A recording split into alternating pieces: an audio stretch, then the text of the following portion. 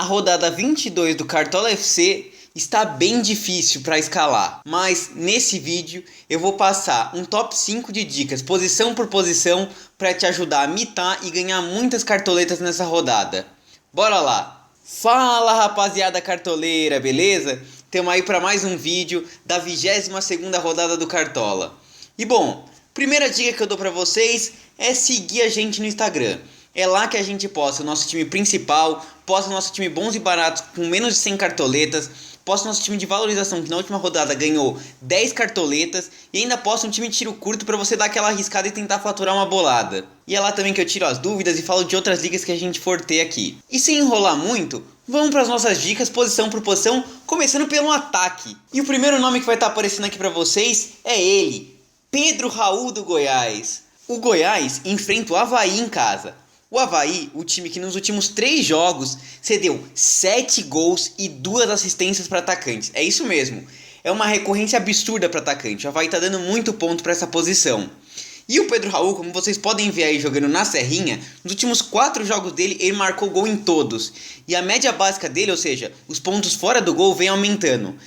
É um potencial de mitada muito grande. Pedro Raul vice-artilheiro do campeonato e por isso já digo, é uma das melhores indicações de capitão para essa rodada. Mas nós temos outros nomes interessantes para essa rodada.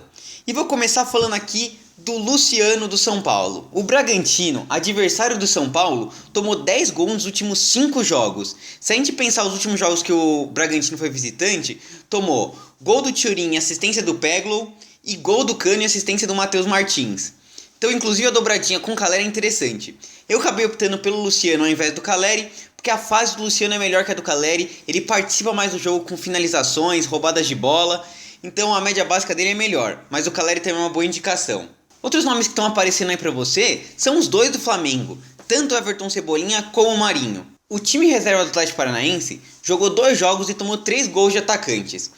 E o Flamengo tem esse potencial ofensivo muito grande, porque nos últimos 5 jogos em casa marcou 15 gols, uma média de 3 gols por jogo. A dúvida entre Cebolinha e Marinho é bem difícil de decidir, né? No último jogo, o Cebolinha fez 5.1 e o Marinho 4.7. São ótimos jogadores de cartola em média básica. Os dois são muito bons para a rodada. Outro nome interessante que está aparecendo aí é do Hulk. Será que o Hulk vai voltar a esmagar agora? O Hulk também não está vivendo uma fase tão boa assim. Faz um tempo que ele não participa de gol, mas tem um jogo bem favorável contra o Curitiba, que está numa fase bem ruim. Nos últimos 4 jogos, tomou gol de atacante em 3 deles. Cedeu bastante assistência também, então é uma ótima rodada para o Hulk voltar a participar do gol e dar aquela mitada. E finalmente a última dica é o Arthur do Bragantino. São Paulo, que é um time que também está com dificuldades defensivas em casa, a gente viu no último jogo do Flamengo, perdeu de 2-0, está tomando bastante gol. O Arthur é um cara que tem uma média básica legal e ele gosta de marcar gol contra o São Paulo. Se você gostou das nossas dicas de atacante, já curte o vídeo e se inscreve no canal para não perder todos os próximos vídeos e conteúdos que a gente posta aqui. E vamos lá pro meio de campo. O primeiro nome que vai aparecer aqui pra vocês é o menino Lázaro. A cria tá voando. Desde que o Flamengo começou essa história de poupar um time, fazer o time misto, o Lázaro cresceu muito o desempenho porque ele tá jogando como falso 9. Como vocês podem ver o desempenho aí no gráfico, nos últimos 4 jogos que o Lázaro jogou, em todos ele ficou acima de 7 pontos. São 3 gols e 1 assistência nesse período. E como eu já disse, o Flamengo tem um potencial ofensivo muito grande para a rodada, enfrenta o Atlético Paranaense que também deve vir reserva, então ótimo potencial do Lázaro dar outra mitada nessa rodada. E além disso ele é baratinho. Outro nome de meia que eu gosto bastante para a rodada é do Edenilson do Internacional. O Fluminense é um time que faz muitos gols, é verdade, mas também toma. Peguei um retrospecto aqui dos meias para você. O Lucas Barbosa do Santos deu uma assistência e conseguiu 4 desarmes. O Diego do Goiás, mesma coisa, uma assistência e 4 desarmes. E no jogo contra o São Paulo, o Patrick marcou gol e o Thales deu uma assistência. E ambos também fizeram bastante desarmes. E quem é esse perfil de cara que ataca e marca também no Internacional? Edenilson. Ele já tem 3 gols, 3 assistências e mais de 20 desarmes. Gosto muito do Ed nessa rodada e deve estar no nosso time. Outros 2 nomes interessantes são Zarate e Scarpa.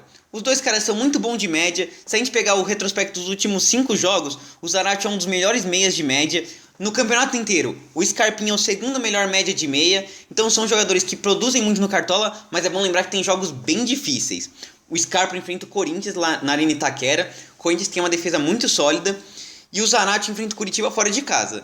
Eu acho que o Zarate é um nome um pouquinho melhor que o Scarpa porque o confronto dele é um pouquinho mais fácil. E outros dois nomes mais ousados para quem quer se diferenciar nessa rodada, o primeiro deles é o Eduardo do Botafogo, isso mesmo. O Atlético Goianiense é um dos times que tem maior recorrência para meia. Em 100% dos jogos que o Atlético Goianiense fez fora, ele cedeu mais de 5 pontos para meias adversários. O Eduardo é um jogador que veio lá das Arábias, é um jogador mais ofensivo. Nos jogos que ele fez em casa até agora pelo Botafogo, conseguiu 5.6 e 7, então é um nome bem interessante para a rodada. E finalmente o Patrick, o Pantera. Bom, como eu disse, o jogo entre São Paulo e Bragantino tem tudo para ser bem aberto. E o Patrick, tirando o jogo contra o Flamengo, nos outros 3 anteriores, ele fez acima de 10 pontos, marcando gol em todos eles. Ótimo nome o Pantera para a rodada. E vamos agora para o nosso setor defensivo, onde uma das coisas bem importantes de a gente olhar na rodada é o SG. E a gente fez um vídeo aqui falando quais são os melhores SGs para essa rodada. Então se você quiser, dá uma conferida lá. E como eu disse nesse vídeo, SG para essa rodada tá bem difícil da gente conseguir prever alguma coisa. Por isso, eu vou pensar sim no SG, mas vou pensar em jogadores que conseguem pontuações além disso. E o primeiro nome que está aparecendo aqui para vocês é o Luan Cândido, lateral do Bragantino. Olhem as últimas 5 pontuações do Luan Cândido jogando fora de casa. Em nenhuma ele baixou de 8 pontos, em todas teve uma participação de gol. Foram 3 gols nesse período e 2 assistências. Ele é um lateral super ofensivo, vai bem na bola aérea, cobra falta. E como eu disse, o jogo do São Paulo e Bragantino tem tudo para ser aberto. Luan Cândido, ótima indicação para a gente mitar nessa rodada. Outros nomes interessantes que estão aparecendo aqui são Mateuzinho e Ayrton Lucas, os dois do Flamengo. O Atlético Paranaense é um time que cede bastante ponto para lateral, principalmente quando joga com o time misto. Para vocês terem uma ideia, nos últimos jogos, cedeu 2,5 desarmes para laterais esquerdos e 2 desarmes para lateral direito. Os dois nomes são muito bons, eu prefiro ainda um pouquinho mais o Ayrton Lucas, porque ele está numa fase um pouquinho melhor aí no Cartola.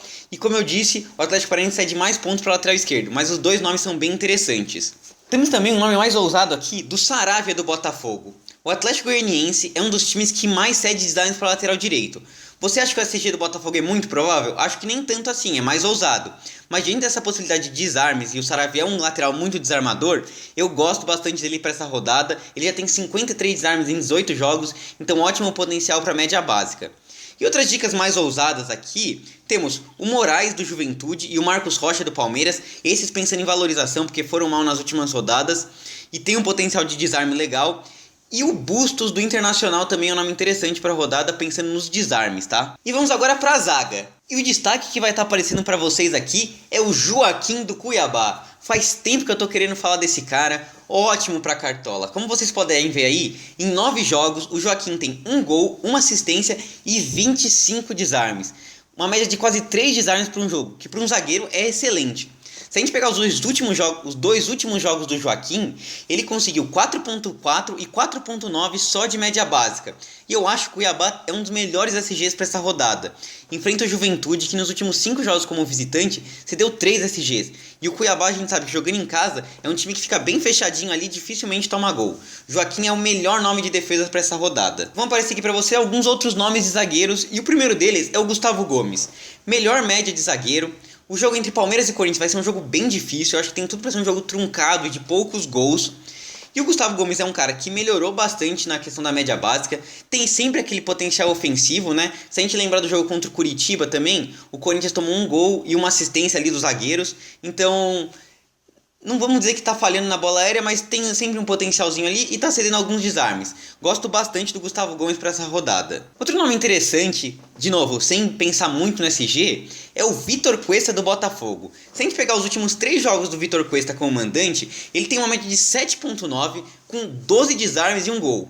Então, mesmo que ele não consiga o SG, tem boa chance dele conseguir alguns desarmes e quem sabe uma participaçãozinha em gol aí do Vitor Cuesta. A gente sabe que ele gosta de ir bem pra frente, né?